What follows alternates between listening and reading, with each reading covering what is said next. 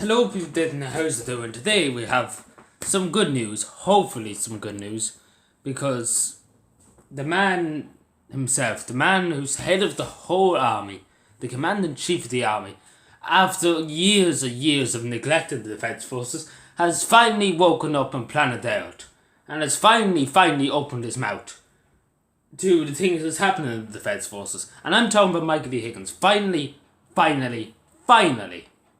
he decides to open his gob. And I really have to say that because I know fair play to him for speaking finally about it, but good God, it took a long time for him to open his gob. And I really have to say that because it's not good. This is life you're messing with. And he said that they should deserve proper pay for the service they do, and they should not expect any less.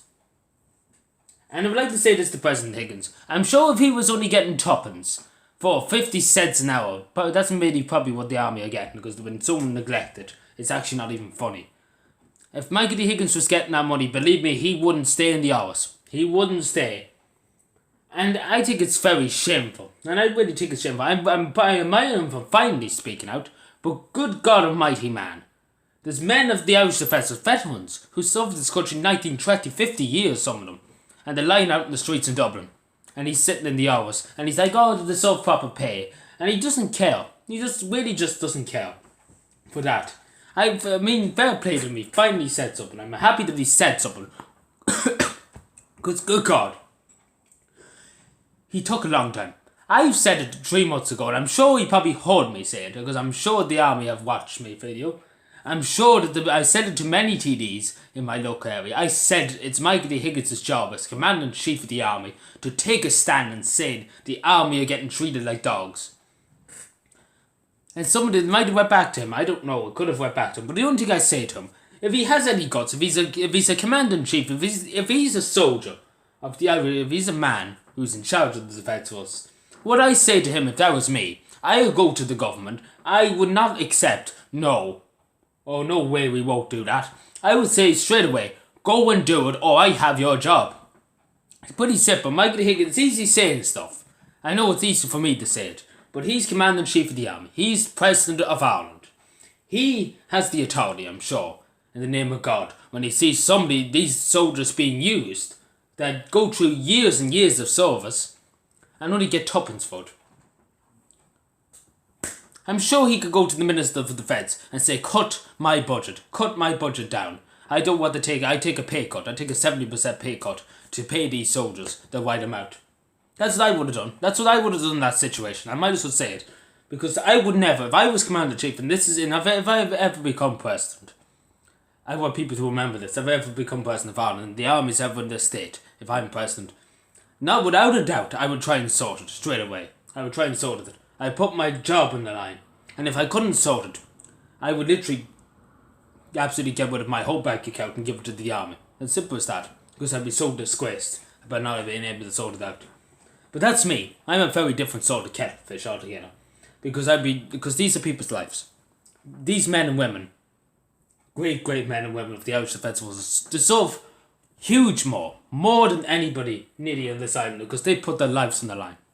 They're in the front lines. And I really hope, and I pray to God and I hope that this is finally the end of the pay conditions facing the defence forces. I really hope, and I pray to God, and I beg that it's the end.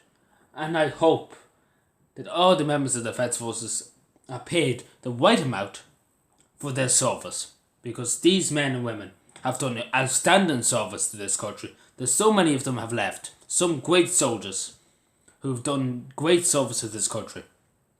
And they have left.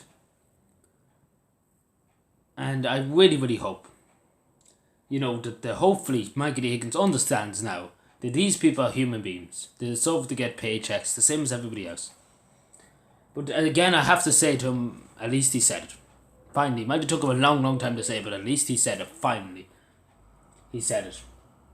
So yeah, I'll leave a link to the description. You can read the article. There was medals handed out when he said it about the defence forces. But hopefully, did something be done. That's all I hope. I hope something be done. because it's gone on too far. It's really, really gone on way too far. And yeah, I just have to say to every man and every woman who serves in the Defence Forces and who will serve the Defence Forces, you know, your country owes you so much. Your country owes you a great, great debt. And every man and every woman who serves in the Irish Defence Forces, in my opinion, we are OGs of this country. These people are really, really good people. And this country admires your service. And I respect your service. And everybody else in this country respects you as soldiers of the Republic of Ireland.